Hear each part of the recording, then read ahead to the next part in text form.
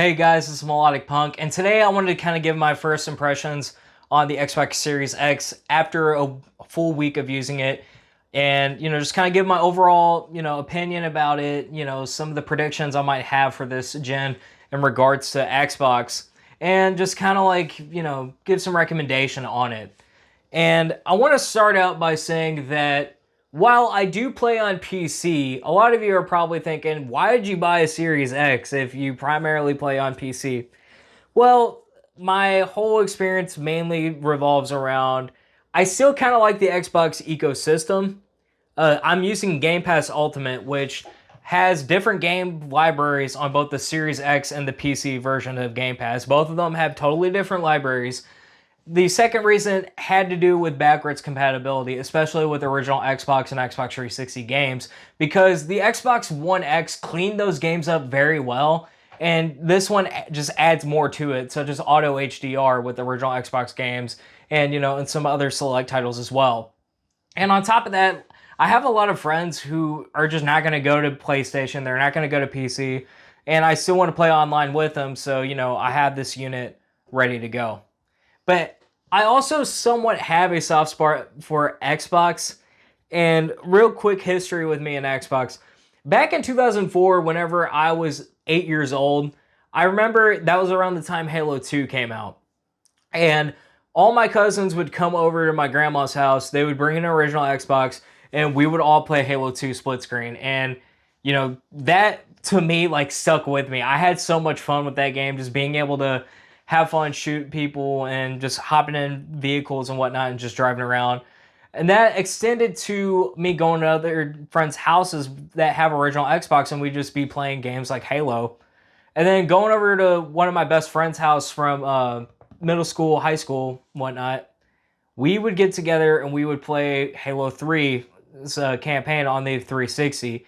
And to me, that was when I came to the conclusion of I had to get an Xbox 360. So, being that I had a Nintendo 64, a GameCube, and a Wii, the Xbox 360 became my first non-Nintendo system I've ever owned. And this was back in, I think, 2008, 2009, I believe. That's when we got the Xbox 360. And with that, we got Halo 3 ODST, which came with all the custom games, and Left 4 Dead 2. So that's where I kind of like started with Xbox. Going towards the end of high school, I got a little bit more into PC gaming because my friend Chase showed me all the ropes with it. So I was just starting out with the gaming laptop, but the new consoles were coming out as well. And all my friends waited like a year after the systems came out to buy the 8th gen consoles. And I ended up getting the Xbox One because of Halo Master Chief Collection, which the game was fucking broken at launch. Holy shit. It was ridiculous. The matchmaking was horrible on it, and I was very disappointed, to say the least. And then that kind of pushed me over towards PS4. I kind of went back and forth the entire generation on PS4 and Xbox One. Of course, going to PC was a lot easier because all Microsoft's exclusive games were releasing day and date on the PC itself. So a lot of you are probably asking, well, why do you have an Xbox right now? And, for me, it's just simple as I wanted one. I wanted the alternative to my PC just in case anything were to happen to my PC, or if there's certain games that don't work on the PC, I want to be able to play them on the console and keep up with the Xbox ecosystem. Because being a gamer in this community, I think just owning all the platforms, especially for content creation, and just connecting with everybody else in the community, I think it's good to just own all the platforms. We can all agree that the PC is great, but there's other options out there, and we need to start acknowledging that. So, anyways, now we're done with that intro. The Series X came out November 10th on a Tuesday last week, and I was extremely lucky getting this thing. So basically how it went down was Tuesday morning, Walmart said, we're going to be selling the consoles. You just have to order it online and it'll come to your store and you can pick it up from your local store and come home. I already had, while I was at work, I already secured a pre-order at the Microsoft store online, but there was word going around that you wouldn't be getting those till like December 23rd. So I was like, okay, I'm going to try to wake up, go to Walmart, and try to get this thing. So as soon as I got up that Tuesday morning, I went to my computer, refreshed the page, was able to get the Series X because I had my Walmart account ready along with my payment method ready to go. Got into the cart, drove to my local Walmart, and picked the system up and just, began the setup and whatnot. And the first game I played on this thing was Tetris Effect Connected, which Tetris Effect has been on PS4 for quite some time. It's on the Epic Game Store, and the connected version that's on Game Pass and Xbox One basically just adds local and online multiplayer support. And for those who have not played Tetris Effect, I highly recommend that game because that game is beautiful, especially when you have a 4K TV with HDR. Even on my TCL TV that gets the job done, that game looks gorgeous. And what was really cool about Tetris Effect with its multiplayer mode is I had this connected to the downstairs TV, and my dad and I were playing multiplayer on Tetris, and we were just having fun. And that's kind of like one of the reasons I don't regret buying this thing, is just having this as a alternative gaming machine compared to my desktop. Is just, I can bring it downstairs and just have a much easier connected gaming experience with friends and family that come over. Yes, you can do local multiplayer on PC, but it's kind of impractical, especially if you have a bigger desktop right here. But, part of me is just lazy. I don't want to move my desktop around, and hopefully people can understand that. I might get roasted for that later. But this kind of just provided, a reason why, this system was worth the purchase, is just having those connected gaming experiences. But there was also some other additional features that are exclusive to the Series X that are not on the other Xbox One families. First of all, Xbox finally has dynamic themes, which, Sony has had with the PS4, even with the PS3. They've had dynamic themes forever. Microsoft finally has them. They're kind of just like basic, like, little waves and stuff that you can change the colors of and whatnot. But it's cool that they finally have that.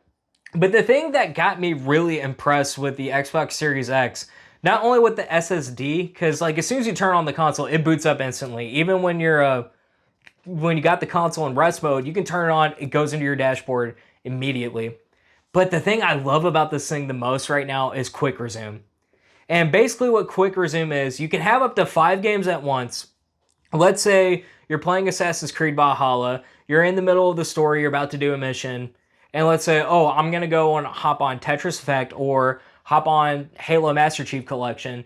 You can suspend that game by hitting the guide button, going to your digital game or physical game if you watch the video up here somewhere. You can go in, start another game. Let's say I want to play one of the Halo campaigns, play that for a little bit and say, okay, I want to go back to Assassin's Creed. You can hit the guide button, go back to Assassin's Creed Valhalla, and you're back where you were. You don't have to go through the logos again. You don't have to go to the title screen. You're back right where you were when you suspended the game. And I think that's awesome, especially the people who are wanting to get into Game Pass and just try out a bunch of different games, or if you're like me and my buddy who love Call of Duty Zombies and you just want to be able to hop back and forth between all the Call of Duty games for all the zombie maps, that makes it a really useful feature for that. I know some people are going to complain like, oh, well, these people are just OCD gamers, why not just play one game at a time? I mean, it's a cool feature. Like, I'm enjoying it. I like being able to, go back into my game and just be right where I left off at. And, that was one of the main features going into this that, was impressive, but really looking at the Series X right now, it really is kind of just like the console equivalent of a PC upgrade. It's as Adam Koralik has said, this is a physical firmware upgrade. Because realistically, all this console is it's basically got the same apps, the same dashboard, the same features as the Xbox One X and the other Xbox Ones out there. But it's more powerful. It can do 4K, 120 hertz. It has the ability for ray tracing, which creates more realistic lighting. It has an SSD installed, so it just makes, quick resume and all that stuff possible, which you can quick resume with games on an external drive. But it's basically all it is just kind of like the console equivalent of a PC upgrade. And this is the system itself. It's basically somewhat like a PC tower, almost something that you would find from Apple with how minimalistic it looks. I know a lot of people, have joked on this and called it a refrigerator. I love this design. I think it's a very sexy looking console. Pause. But you look at this, you look at the top, you can see like this green hue right here, which is not a light. What all it is just there's like little green paint inside the grill holes right there, and you see like this giant fan. And basically all the intake goes in from the bottom of the system and it comes out from the top. So all the heat's being expelled from the top of the system. And for the sleek design of this console, it's actually very quiet. I mean, that's all I gotta say. It's a very cool piece of hardware. It looks great. So you got the Xbox button that turns on the console. You got the 4K Blu-ray drive, which I know a lot of people have been having issues with it. They've been commenting on my previous videos, asking me if there's any problems with the drive and just all this stuff. I've had no issues with this console so far in terms of like the physical drive. So I know like mileage varies on these launch model consoles. You kind of have to expect some percentage of hardware failures out there. But anyways, there's the physical disk drive, there's the sync button, the eject button, one USB Type 3 port, and you flip the console on the back. And this thing is kind of heavy too. You can like chuck it at somebody and put them in concussion. But you have a storage expansion slot right here. We'll get to that in a second. You have the power adapter. You have the HDMI out, which there's no HDMI pass-through on this console, which kind of sucks because that's the one thing I liked about the Xbox One X. And you got 2 more USBs right here as well.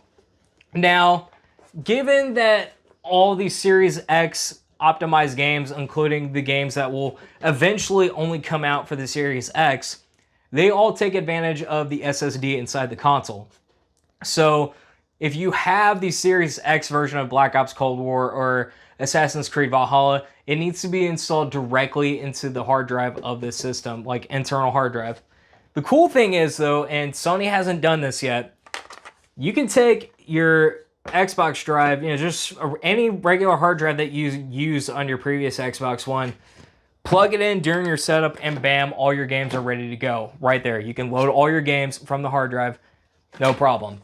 But another cool thing is, let's say you have some Series X games that you eventually want to go through on your backlog, but you're running out of space on the internal storage. You can take the Series X enhanced games, push them to the hard drive right here, and store them, and then whenever you're ready to play them, you can just transfer them back to the internal system. And it makes the storage situation a much easier pill to swallow, because the Seagate expansion cards that fit in the back of the console right here, for a 1 terabyte card, it's $220, which is really expensive right now. Of course, it'll go down in price later on, but the quick term solution is take your external drive and just transfer games in and out, or delete your games. But the reason why I bring up the hard drive thing is because I know a lot of people with physical copies who are collectors who want to preserve their games.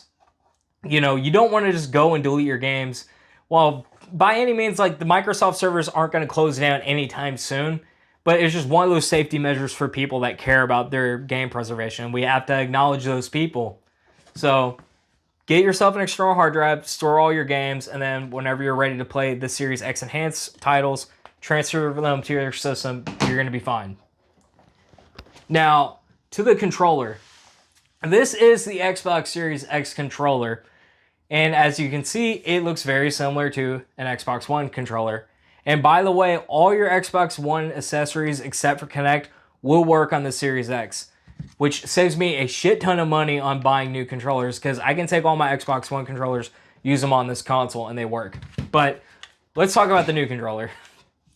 It is very much identical to the Xbox One controller, except the triggers and the bumpers all have like this matte texture finish. And I feel like the triggers feel a little bit smaller. Maybe it's just me. But the bumpers feel a lot better. They're a lot more clicky. And there's a little bits of grip right here and on the side of the controller. And it just makes it much easier to play with this controller, because whenever you're sweating and whatnot, like you're not likely to slip off the controller. Because normally on the Xbox One controllers, you have glossy bumpers and triggers and whatnot.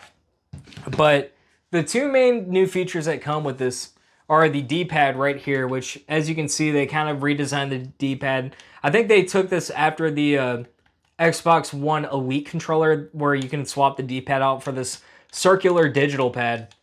And it kind of combines the cross and the circular pad, puts them together. It's almost kind of like a Genesis D-pad a little bit, except it's a little bit more concave.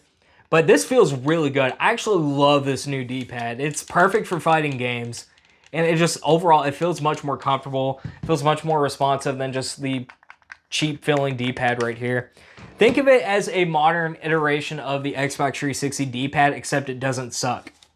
But you also have a share button in the middle right here. And this is really useful because on the Xbox One, Xbox One X, in order to take a screenshot or whatever, you had to hit the guide button, scroll over, hit capture, hit start record, whatever you needed to do. You can program the share button to either click it once, you take a picture, you hold it, you generate a clip, or you can modify it to where, like, let's say I want to record an hour's worth of gameplay. Hit the button once, it starts recording. And to me, I know Sony's had that for a long time on the PS4, but I'm finally glad it's on Xbox because this is a very useful feature, especially when you're wanting to like take screenshots of the open world in Assassin's Creed Valhalla. So overall, it's a very nice controller, and apparently there is some low latency technology in this controller to where, theoretically speaking, if you're playing Call of Duty Cold War, or Call of Duty Black Ops Cold War, and you're on Xbox and you're playing against people on PlayStation that are using the DualSense controller, you would technically have a more, slight better advantage with this controller because of its low latency technology in there. I don't know the specifics of it, but overall, I like the controller with the very little changes it's made. It's not a bad controller. They kind of played it safe.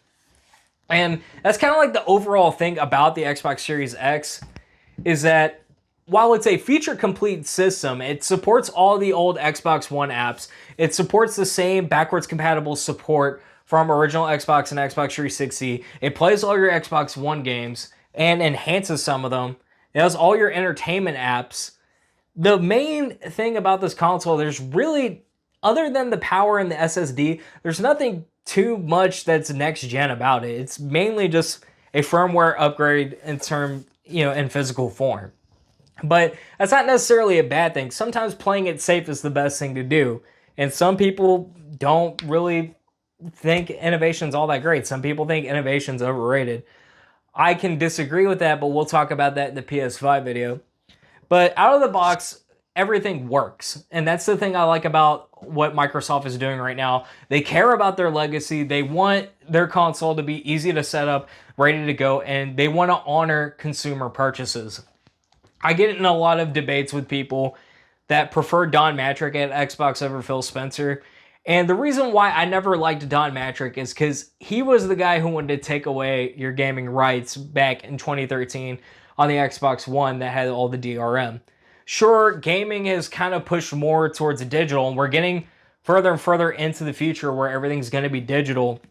There's, no 24-hour check-in. You're able to play all your old games on here. Phil Spencer is there for the gamer. He wants to honor your purchases. Granted, the only thing that's wrong about the Xbox right now is just the lack of first-party games. They bought over 20 studios. They have Bethesda now, which the deal's officially done, I think, next year. They're basically in the process of, we're going to buy you, but we got to wait until the legal side of things are done. But right now it's just kind of a waiting game to see when we're going to get the next first-party titles for Xbox. But overall, the system is not bad. I like it. Will it replace my PC? Probably not, but given that games like Assassin's Creed Valhalla are running at 4K at 60 frames per second, it makes a good alternative for playing single-player games or just having the local multiplayer experience. Game Pass is nice, and I just love being able to throw my original Xbox and my 360 disc or even some Xbox One games in here, and they just work. So if you care about the additional SSD features, if you want to try Quick Resume, you're going to want to buy this as soon as possible. If you're a hardcore Xbox fan, you want this console. But for those that are kind of just there's not enough for me to get the system, there's no new games out right now, I can still play, you know, Call of Duty and Assassin's Creed Valhalla, Tetris Effect on my old systems, then yeah, you might want to hold off because there's really not much to entice new people into upgrading right now other than the SSD and quick resume. But that's kind of my 2 cents on the console. I enjoy it. I'm having a lot of fun on it. And yeah, I don't regret the decision to purchase this console. It's a lot of fun.